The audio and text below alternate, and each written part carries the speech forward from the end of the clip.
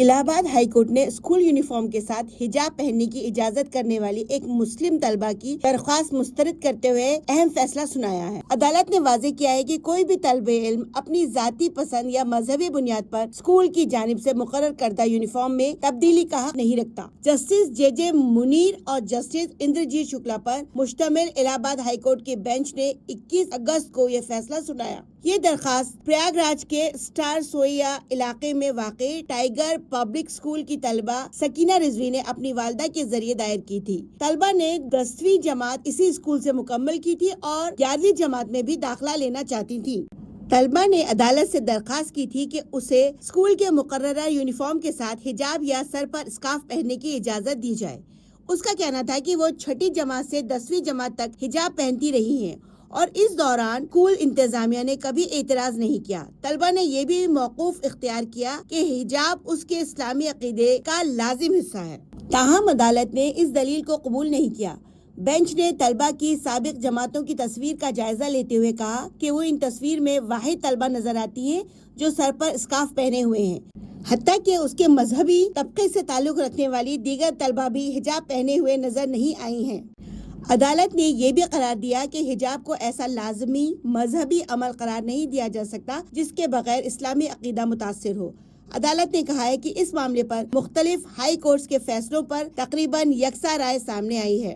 الہ آباد high court نے اپنے فیصلے میں کہا کہ غیر امدادی نجی تعلیمی اداروں کو اپنے طلبہ کے لیے یونیفارم کا ضابطہ مقرر کرنے اور اسے نافذ کرنے کا اختیار حاصل ہے، بشرطے کہ یہ ضابطہ منصفانہ، غیر امتیازی اور اسکول میں نظم و ضبط اور مساویات برقرار رکھنے کے مقصد سے ہو۔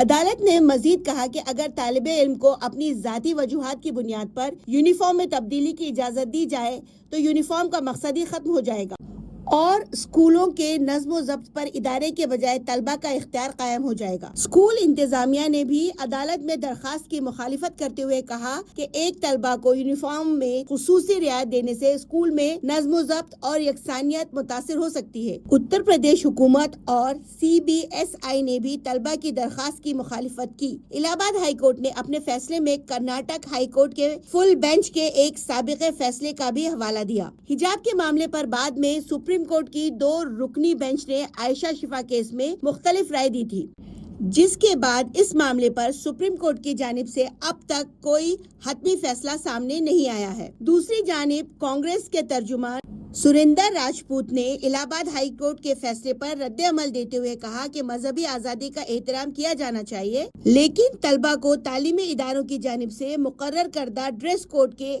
اصولوں پر بھی عمل کرنا چاہیے۔ دیکھیے، اس دیش میں، پورے دیش میں ایک قانون ہے اور سب دھرموں کے سمبھاؤ کی، اب سب دھرموں کے سدبھاؤ کی اجازت سب کو ہے، لیکن اسکول میں جو یونیفارم ہے وہ اسکول پرشاسن کی جو ہے اس کے نیم سے چلتا ہے، تو اسکول پرشاسن کا نیم نہیں ٹوٹنا چاہیے تاکہ سبھی چھاتر ایک روپتا میں رہیں۔ اس کے ساتھ ساتھ دھرم کسی وشیش کے پر بھی کوئی چوٹ نہیں پہنچنی چاہیے، آنچ نہیں آنی چاہیے، ایسی ویوستھا اسکول پرشاسن اور ضلع پرشاسن کو کرنی چاہیے۔ مزید خبروں کے لیے ہمارے چینل منصف نیوز 24/7 کو دیکھتے رہیے۔ اگر ویڈیو اچھی لگی تو لائک کریں، شیئر کریں اور چینل کو سبسکرائب کریں۔